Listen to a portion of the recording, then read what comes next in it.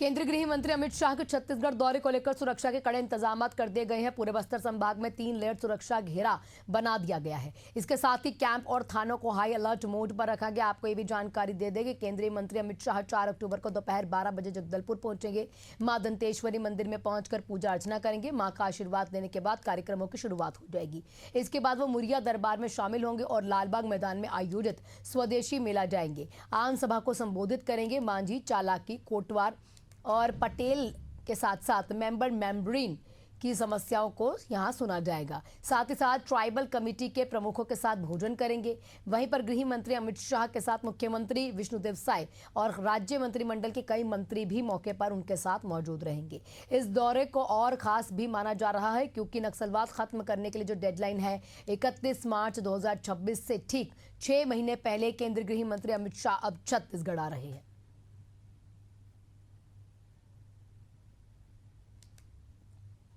कल दिनांक 4 अक्टूबर को माननीय केंद्रीय गृह मंत्री महोदय का बस्तर प्रवास है। इस दौरान बस्तर दशहरा को लेकर अनेक कार्यक्रमों का शामिल होने का है। जमुरिया दरबार, उसके पश्चात इधर स्वदेशी मेला के कार्यक्रम भी है और एक आम सभा है। तत्पश्चात जो क्षेत्र के जो मांझी, चालकी और वरिष्ठ जो ट्राइबल जो कम्युनिटी का जो प्रतिनिधि उन लोग के साथ एक मध्याह्न भोजन भी है। समस्त कार्यक्रम के लिए आवश्यक बंदोबस्त व्यवस्था की जा रही है।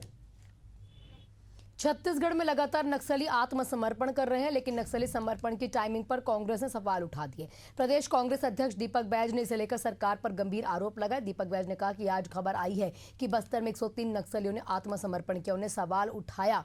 उन्होंने इस दौरान यह सवाल उठाया कि 3 दिन पहले भी कुछ नक्सलियों ने समर्पण किया था, ऐसी खबरें आई थी। लेकिन इसी दौरान सुकमा से यह भी खबर आई थी कि नक्सलियों ने 2 ग्रामीणों की हत्या भी कर दी। दीपक बैज ने इससे सरकार का इवेंट मैनेजमेंट कहीं ना कहीं करने का करार कर दिया है। मांग की कि सभी आत्मसमर्पित नक्सलियों की प्रोफाइल सार्वजनिक की जाए।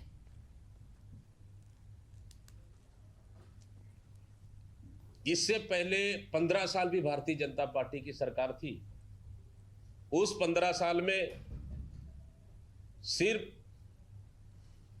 कई फर्जी सरेंडर हुए, कई फर्जी एनकाउंटर हुए, कई निर्दोष आदिवासियों को नक्सलियों के नाम से जेल भेज दिया गया और सिर्फ नक्सलियों के नाम से बस्तर के आदिवासियों के साथ कैसे बर्बरता बरती गई है, वो 15 साल भारतीय जनता पार्टी सरकार की बस्तर की जनता नहीं भूलेगी। वो दिन भी हम लोगों ने देखा। इसलिए तो हम कह रहे हैं कि अमित शाह आते हैं। अमित शाह आने से पहले 103 लोग को सरेंडर किया जाता है। वो कौन है? इसलिए तो हम कह रहे हैं ये इवेंट की तरह पेश करना चाह रही है सरकार। इसलिए तो हम कह रहे हैं कि उनका प्रोफाइल सार्वजनिक करना चाहिए। छत्तीसगढ़ में महिला स्वयं सहायता समूहों को सशक्त बनाने के लिए सरकार लगातार कोशिशें कर रही है और इसी क्रम में रायपुर में शुक्रवार को अब ऑनलाइन निजी कंपनी के सहयोग से एक कार्यशाला का आयोजन हुआ। इस कार्यशाला में मुख्यमंत्री विष्णुदेव साय शामिल हुए। इसी दौरान उन्होंने कहा कि भारत सरकार का लक्ष्य है कि वर्ष 2027 तक देश भर में 3 करोड़ से भी ज्यादा महिलाएं लखपति दीदी बने। अब तक 2 करोड़ महिलाएं इस श्रेणी में शामिल हो चुकी हैं। छत्तीसगढ़ में वो 24 लाख महिलाएं लखपति दीदी बन चुकी हैं, ऐसा भी बताया। मुख्यमंत्री ने यह भी कहा कि अब राज्य की महिला स्वयं सहायता समूहों के उत्पाद ऑनलाइन माध्यम से अंतर्राष्ट्रीय पहचान भी बनाएंगी और इससे उनकी आर्थिक प्रगति सुनिश्चित होगी।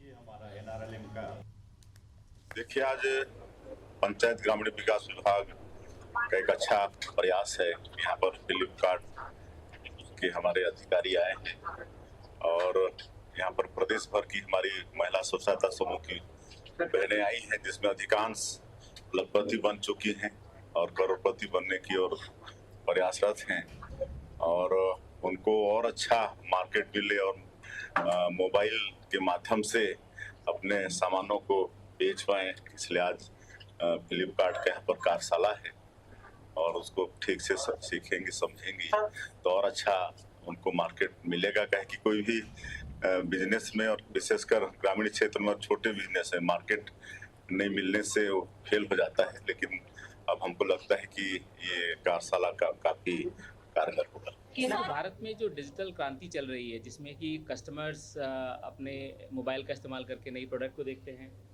और सेलर्स जो हैं, जो चाहे वो स्वयं सेल्फ हेल्प ग्रुप की महिलाएं हों या छोटे आर्टिसंस हों या बड़े उद्यमी हों, उनकी प्रोडक्ट को अगर मार्केट एक्सेस मिलता है, डिजिटल पे अवेलेबिलिटी होती है, तो उसकी डिमांड बहुत बढ़ती है सारे कस्टमर। तो हमारी ये कोशिश इस वर्कशॉप से ये है कि जो हमारी सेल्फ हेल्प ग्रुप की महिलाएँ हैं, आर्टिसंस हैं, वीवर्स हैं, उनको ऐसे ट्रेन किया जाए कि मार्केट में अपनी प्रोडक्ट को कैसे वो लेके आ सकते हैं। तो हमारी टीम का एक फोकस रहता है उनको समझाने में, उनकी हेल्प करने में, हैंड होल्ड करने में, जिससे कि उनकी प्रोडक्ट मार्केट पे दिखें। और हमारे जो अगर आपने फ्लिपकार्ट की ऐप यूज़ करी हो तो उसमें एक डेडिकेटेड लैंडिंग पेज है जहाँ पे उनकी प्रोडक्ट को सारा डिस्प्ले रहता है। तो ये इतना आसान हो जाता है कस्टमर के लिए कि वो प्रोडक्ट को चारों तरफ से देख सकता है फोटोग्राफ देख के।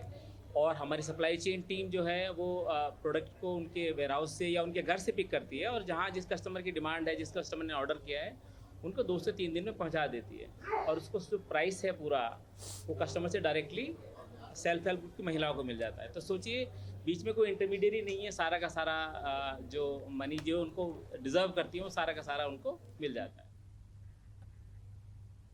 मध्य प्रदेश के मुख्यमंत्री डॉक्टर मोहन यादव शुक्रवार को खंडवा जिले के पंधाना तहसील के ग्राम जामली राजगढ़ पहुंचे, जहां पर उन्होंने ट्रैक्टर ट्रॉली दुर्घटना के प्रभावित जो परिवार वाले थे उनके साथ मुलाकात करके शोक संवेदना व्यक्त की।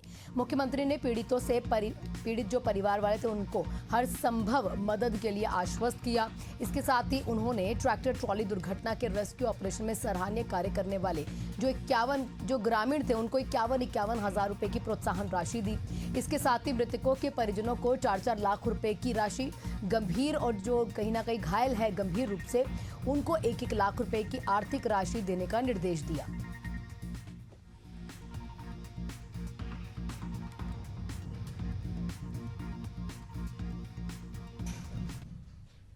छिंदवाड़ा जिले में कफ सिरप पीने से पिछले कुछ ही दिनों में अगर बात करें तो इलाज के दौरान 9 बच्चों ने अपना दम तोड़ दिया।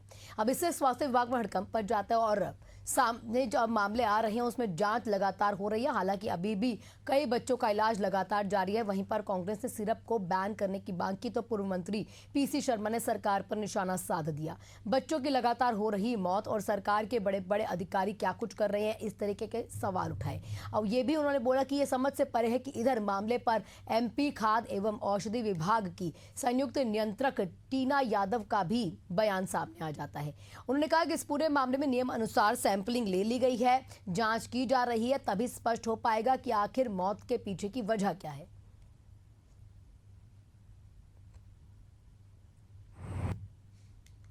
सबसे ज़्यादा दुर्भाग्यपूर्ण स्थिति इसमें है कि सरकार जो समाचारों में आ रहा है कि सरकारी डॉक्टर जिसने प्रिस्क्राइब किया, अगर सरकारी डॉक्टर इस तरह के सिरप प्रिस्क्राइब करेंगे तो मैं समझता हूँ दुर्भाग्यपूर्ण है। और प्रदेश का जो हेल्थ डिपार्टमेंट है, उसके अधिकारी है, वो कर क्या रहे हैं ये। और दूसरा ये भी जानकारी में आया है कि केवल वहीं पे इसको बैन किया है। अरे इस दवा को, इस सिरप को पूरे मध्य प्रदेश में बल्कि पूरे देश में बैन करना चाहिए, इससे और लोगों की जान नहीं जाए। शंकराचार्य स्वामी अविमुक्तेश्वर आनंद सरस्वती ने बिहार में सनातनी राजनीति का शंखनाद कर दिया और गौ मतदाता संकल्प यात्रा निकाली। इसी दौरान उन्होंने आगे ये भी कहा कि बिहार में सभी विधानसभा क्षेत्रों में गौ रक्षक प्रत्याशी खड़ा करेंगे, गौ भक्तों का चुनाव प्रचार भी करेंगे। प्रेस वार्ता में अविमुक्तेश्वर आनंद सरस्वती महाराज ने यह भी कहा है कि सनातन धर्म की रक्षा तभी संभव है जब हम गौ माता का संरक्षण करें। गौ रक्षा हमारी आस्था का विषय नहीं बल्कि ये हमारे समाज और संस्कृति की भी आधारशिला है। वहां पर उन्होंने आगे ये कहा और लोगों से आग्रह किया है कि आगामी बिहार विधानसभा चुनाव 2025 में केवल उन्हीं प्रत्याशियों को वोट दें जो गौ रक्षा को लेकर स्पष्ट और दृढ़ संकल्पित हो।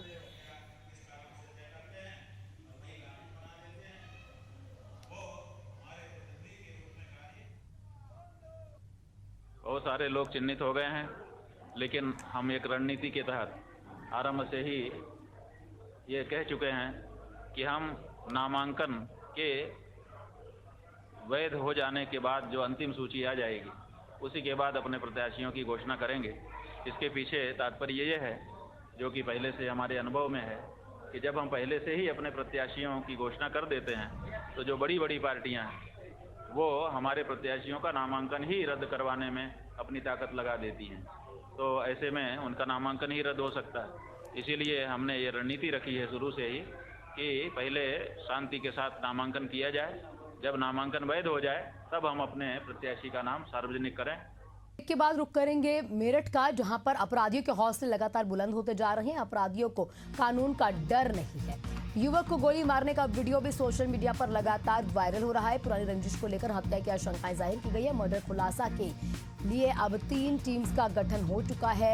लोहिया नगर थाना क्षेत्र का यह पूरा मामला है। उत्तर प्रदेश से आपको खबर दे रहे हैं, जहां पर मेरठ में मर्डर किया गया है और मर्डर के खुलासे के लिए 3 टीम्स का गठन कर दिया गया प्रशासन के द्वारा। आपको बता दें कि यहाँ पर लोहिया थाना क्षेत्र का ये पूरा मामला बताया जा रहा है। बड़ी खबर, बड़ी जानकारी उत्तर प्रदेश के मेरठ से है, जहां पर अपराधियों को प्रशासन का कोई खौफ नहीं रह गया है।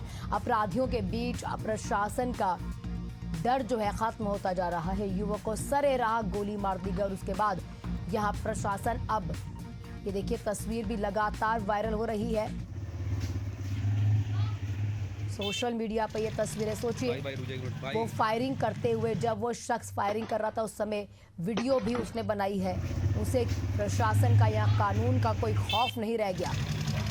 आरोपियों को कानून का डर नहीं, और इसी बीच अब प्रशासन ने टीम का गठन कर लिया है। पुरानी रंजिश को लेकर हत्या की आशंकाएं जाहिर की गई है।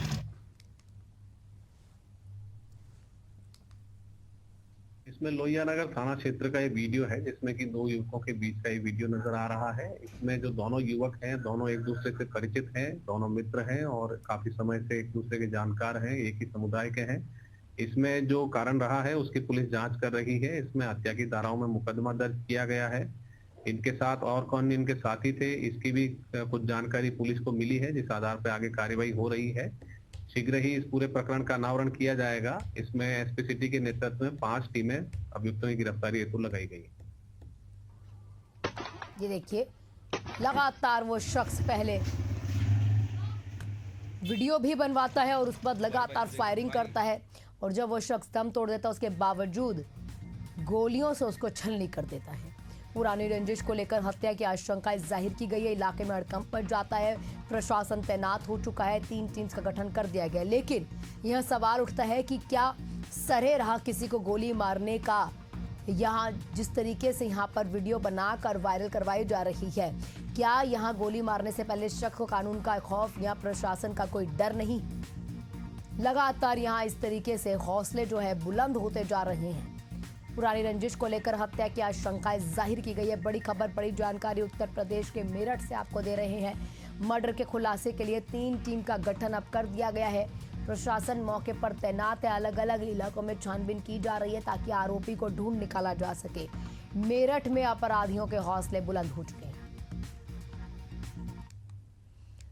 छत्तीसगढ़ में गहराते गौवंश संकट पर कांग्रेस बीजेपी सरकार को अब जिम्मेदार ठहराती है।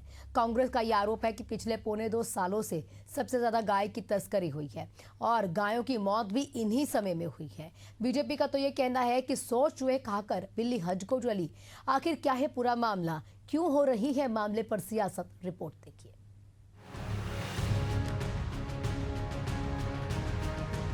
प्रदेश में गौवंश संकट गहराता जा रहा है। कांग्रेस ने बुधवार को प्रदेश भर में प्रेस कॉन्फ्रेंस कर भाजपा सरकार पर गंभीर आरोप लगाए हैं कि पिछले 1.25 साल में प्रदेश से 5 लाख से अधिक गाय गायब हुई, 2,500 से ज्यादा भूख और दुर्घटना से मर चुकी हैं। भाजपा ने गौठान और गोबर खरीदी योजना को बंद कर दिया। गाय सड़कों पर मरने को मजबूर हैं। गायों की तस्करी बढ़ गई है। इसी कड़ी में पूर्व प्रदेश अध्यक्ष धनेंद्र साहू ने सरकार से जवाब मांगा कि आखिर लाखों गायें प्रदेश से कहां गायब हो गई और सभी गौठानों को तुरंत चालू करने की मांग की जाए।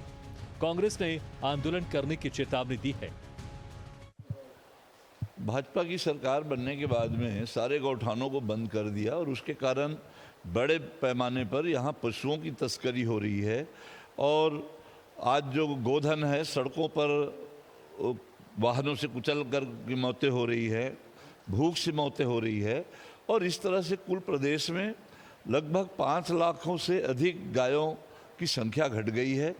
भारतीय जनता पार्टी एक तरफ ये गौरक्षक अपने आप को बताती है, और वहीं 2 साल से आज कोई नई योजना नहीं दे पाए लोग, और आज जो हमारा गोवंश है प्रदेश का वो भटक रहा है सड़कों पर। बीजेपी ने इस आरोप को सिरे से खारिज किया है। बीजेपी से रायपुर लोकसभा सांसद बृजमोहन अग्रवाल ने कहा है कि 100 चूहे खाकर बिल्ली हज को चली। कांग्रेस के जमाने में गौठान में कितनी गायों की मौत हुई है, कितने गायों की तस्करी हुई है, गाय कितनी काल कलवित हुई हैं। पहले कांग्रेस को यह जवाब देना चाहिए, उसके बाद प्रेस कॉन्फ्रेंस करना चाहिए। 100 चूहे खाकर बिल्ली हज करने जा रही है। कांग्रेस के ज़माने में गौठानों में कितनी गायों की मौत हुई है, कितने गायों की तस्करी हुई है, गायें कितनी काल कलवित हुई हैं, ये जरा कांग्रेस को पहले उसका जवाब देना चाहिए, उसके बाद में आरोप और प्रेस कॉन्फ्रेंस लेनी चाहिए। कांग्रेस और बीजेपी की इस बयानबाजी में गोवंश को क्या इंसाफ मिल पाता है? फिलहाल दोनों सरकार में गायों की स्थिति ठीक नहीं रही, गोवंश मर रही है और गायों की तस्करी लगातार हो रही है। अब देखने वाली बात यह होगी कि क्या कुछ गोवंश के लिए सार्थक कदम उठाए जाते हैं। एशियन न्यूज के लिए इम्तियाज अंसारी की रिपोर्ट। और इसी बीच बड़ी खबर बालाघाट से आ रही है, जहां पर रेलवे पुल पर शराब के नशे में एक युवक ने उत्पात मचाया है। बताया जा रहा है कि ट्रैक पर बालाघाट से वारासिवनी जा रही ट्रेन को रोक दिया गया है। करीब 15 मिनट तक ये ट्रेन, पैसेंजर ट्रेन जो थी, ये रुकी रही। यात्रियों को परेशानी हुई और उसके बाद ये जो शराब के नशे में शख्स था उसे ट्रैक से हटाया गया। ट्रैक पर नशे में धुत ये शख्स ने उत्पात मचाया है। बताया जा रहा है कि यात्रियों ने उतरकर जब ट्रेन से उसे ट्रैक से हटाया, तब जाकर ट्रेन सुचारू रूप से चल पाई। करीब 15 मिनट तक ट्रैक पर यातायात प्रभावित रहा। संचालन जो है ट्रेन का वो रुक गया।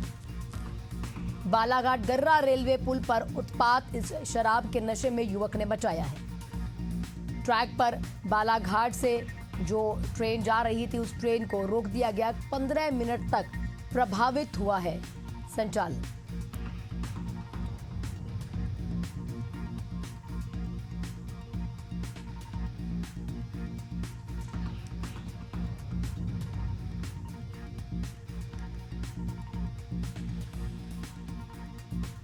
यात्रियों ने ट्रेन से उतरकर शराब के नशे में जो ये युवक था इसको हटाया, तब जाकर ट्रेन आगे चल पाई।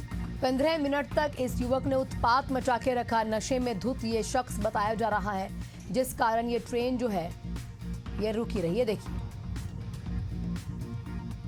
इस शख्स ट्रैक पर पहुंचा कैसे, वहां पर फिलहाल इसके ऊपर जांच हो रही है और शख्स को भी गिरफ्तार कर लिया गया है। ट्रैक पर करीब 15 मिनट तक ये जो पैसेंजर ट्रेन है इसे इस शख्स ने रोक कर रखा। बताया जा रहा है कि ये शख्स नशे में था। गर्रा रेलवे पुल पर शराबी युवक ने उत्पात मचाया है।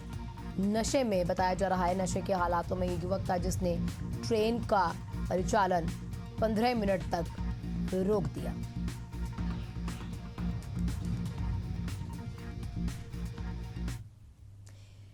इसी बीच बड़ी खबर राजधानी लखनऊ से आ रही है, जहां पर एक बार फिर से विवादों के घेरे में राजा भैया आ चुके हैं। आवास पर शस्त्र प्रदर्शन को लेकर ये पूरा जो मामला है अब गर्माता जा रहा है। पूर्व आईपीएस अमिताभ ठाकुर ने डीजीपी को पत्र लिखा।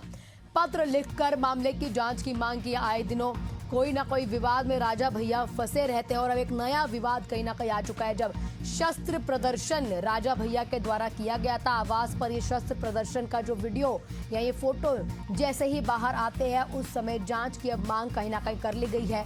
अमिताभ ठाकुर ने डीजीपी को पत्र लिख दिया। ये पूर्व आईपीएस अफसर है अमिताभ ठाकुर, जिन्होंने डीजीपी को पत्र लिखकर जांच की मांग की है। आवास पर शस्त्र प्रदर्शन की ये तस्वीरें जैसे ही वायरल हुई, राजा भैया एक बार फिर से विवादों के घेरे में आ गए। तो कुंडा विधायक राजा भैया एक बार फिर से विवादों के घेरे में आ चुके हैं।